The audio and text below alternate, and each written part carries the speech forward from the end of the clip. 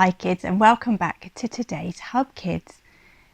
Now I'm going to play a little bit of a game with you this morning because in my bag, this really beautiful stripy bag, I've got 3 very important things, and I'm going to show you what they are and tell you before I bring them out what each one is. And I wonder if you believe that those things I tell you are really in my bag. Now the first thing that I'm telling you is in my bag is a camper van. Yep, it's a camper van. Now, do you think in this bag I've got a camper van? Let's have a look. Here we go. There is a camper van. Not just any camper van. This is my camper van called Tig. And those of you that know me well and know where I live know that on my drive is a pale blue camper van just like this called Tig. This is my camper van and it was in my bag just as I said. Now what else? In my bag I also have a monkey. Do you believe me? Let's have a look. There we go. Here is my monkey. Just like I said. Did you believe me? There you go, monkey. You can look after the camper van. Now, shh. Don't wake the baby. In my bag, there's a baby. Do you believe me? Let's have a look.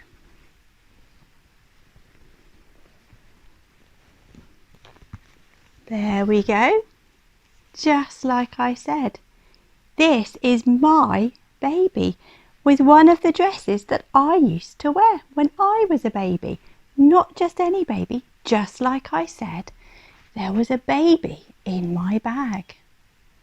Now today we're talking about keeping our word, keeping our promises, or doing exactly what we said we were going to do. Now I said to you in my bag was a camper van, a monkey and a baby, but I wonder if you really believed me that those things were in my bag. And we're going to have a look at a story today about a very old man whose name was Abraham, and God gave him a very special promise that seemed absolutely impossible to be true. Let's have a look and see what it's all about. God's story.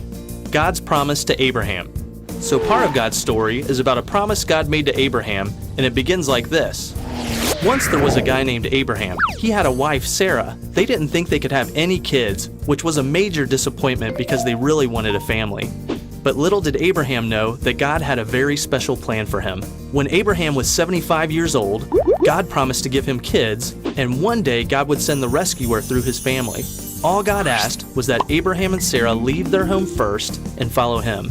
Now, they had a tough choice to make. Leave all their friends and trust God, or stay comfortable. This was not easy. See, Abraham really wanted kids, but was already pretty old. Sarah was getting up there too. Not to mention, she had never been able to get pregnant. So if Abraham and Sarah were going to leave their home and trust in God's promise, they had to believe that God would do something that seemed impossible. The good news is, they decided to trust that God would keep his promise. That's always the right choice. So Abraham and Sarah moved from their home to a land called Canaan. Right away, God reminded Abraham of his promise. He said, I will make your children like the dust of the earth. Can specks of dust be counted? If they can, then your children can be counted. This was God's funny way of telling Abraham he would have a lot of kids, because nobody can count every piece of dust. Well, this promise seemed great, but after a while, Abraham and Sarah still had no kids, let alone as many as the pieces of dust. Now, they were really old. Sometimes God doesn't remind us of his promises because he wants us to learn to trust him. But God took Abraham outside at night and told him to look at the stars. He reminded Abraham that he would give him that many kids. So Abraham decided to keep believing God. He and Sarah waited again. After more years, he got impatient. This time, God told Abraham, By next year, Sarah will have a son, but by now, Abraham was 99 years old. He and Sarah had both given up on having kids and God's promise. In fact, when Abraham told Sarah what God said, she laughed. It's probably not a good idea to laugh at God's promises, but Sarah was tired of waiting and had stopped trusting. The great thing is, even if we think it's impossible, God really does keep his promises. And just like God promised, Sarah got pregnant the next year after Abraham's 100th birthday. When her son was born, she named him Isaac, which means laughter. Sarah said, "God has given laughter to me. Everybody who hears about this will laugh with me." And think about it.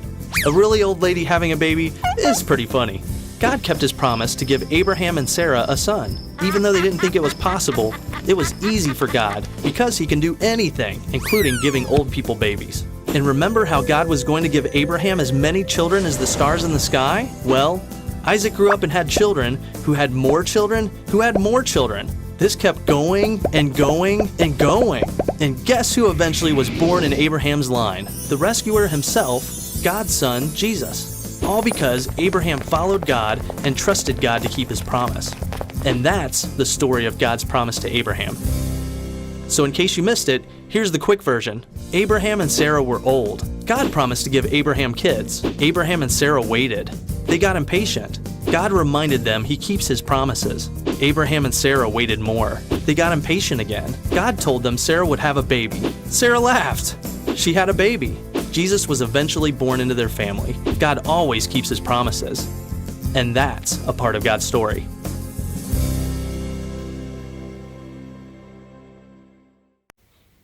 Hi, I've got a question for you this morning. Have you ever danced on water?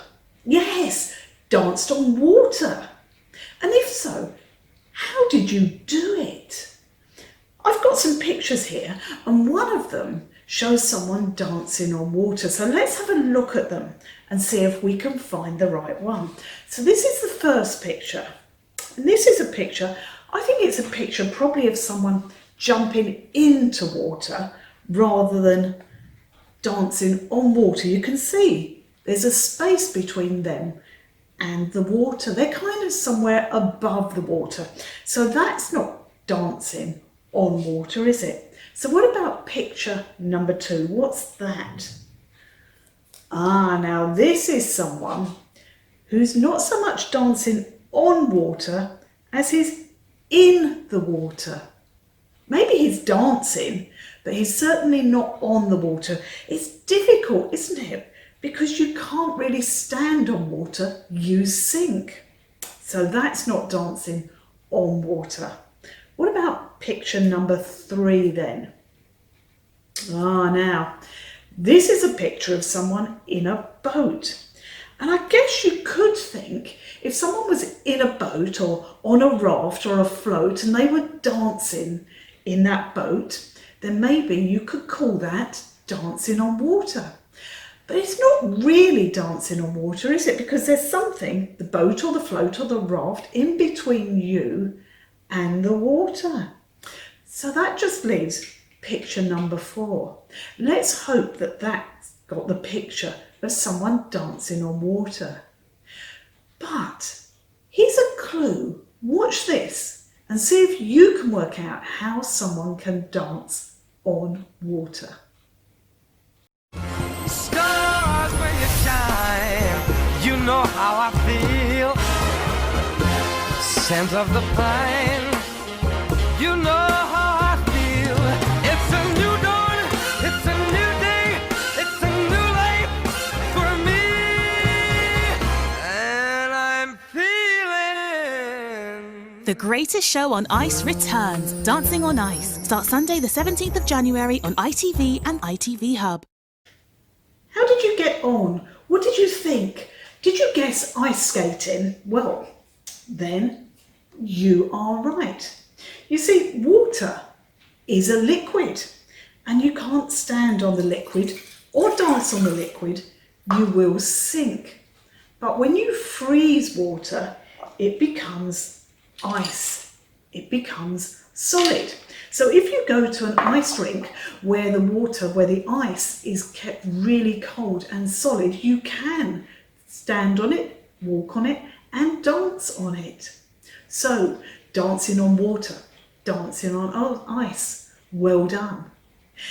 Today we're thinking about promises, and I wonder, are your promises solid and reliable like ice? Or are they more like water that will let people down? Can you think of the last time you made a promise? And if so, what did you say? What were the words you used? Did you just say, yes, I will, and that was your promise? Or was it more complicated? Do you know, in Jesus' time, people used to swear on their promises. I don't mean they used bad words, but they would say things like, I promise I will do that. And if I don't, then heaven will come down to earth, or the earth will crack, or my head will fall off. Now, those are really silly things to say, because we can't make things like that happen just by breaking our promise. But as well, it's disrespectful to God, because they were saying things that only God could do. They couldn't possibly make happen. So Jesus taught, instead of swearing on your promises, just simply say yes or no. Yes, I promise I will, or no, I promise I won't. And then just keep your promises. A bit like when God promised Abraham and Sarah that they would have a baby. He simply said, I promise I will do it. And it may have seemed impossible, but he did do it.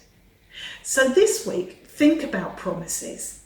And if you make a promise, make sure that your promises are solid and can be relied on, like well-frozen water, like ice.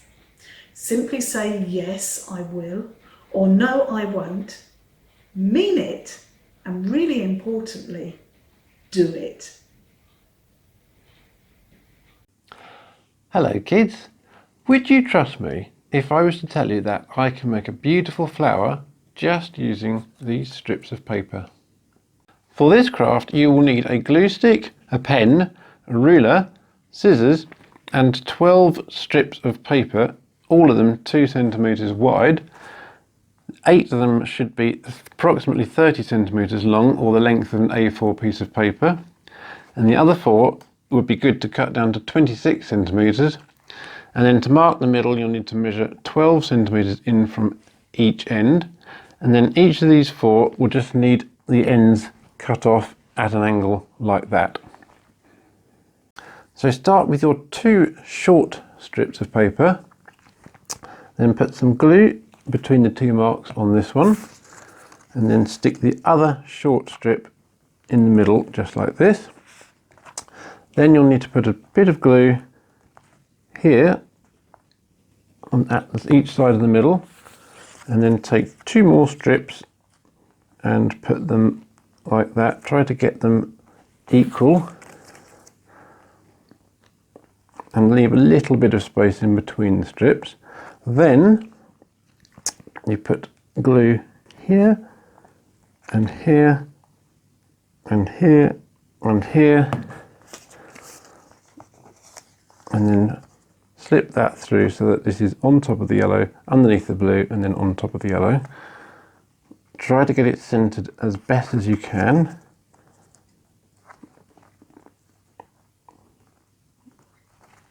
And then do the same at the other end.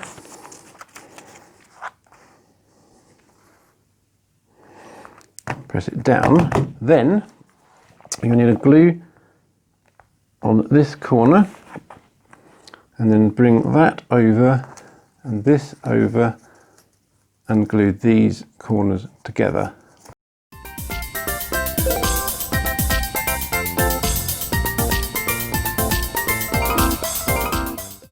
Now that's the finished first half, and repeat exactly the same process using all the other strips of paper. So I have my 2 halves finished.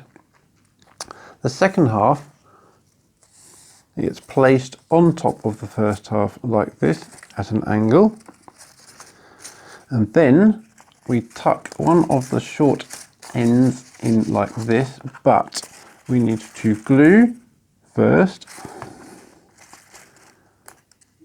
and then we carry on round doing the same thing.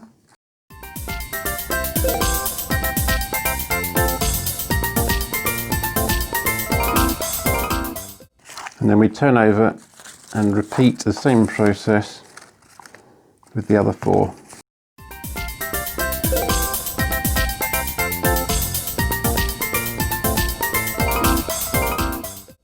And there we are, the finished flower.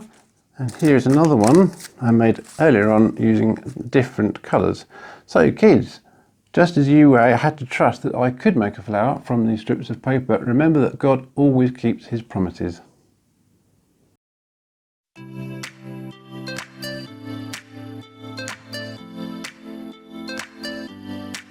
Oh, I know God made me, and I know God loves me, and he knows what's best for me, 'cause he knows every single thing. And I believe his promise is true, 'cause everything he says he will do. On a Sunday, Monday, Tuesday, on a Wednesday, Thursday, Friday, Saturday, and every day I know I can trust in him and his promises. I can trust in him and his promises. Oh, I know God made me, and I know God loves me. Yeah, he knows what's best for me, 'cause he knows every single thing. And I believe his promise is true, 'cause everything he says he will do.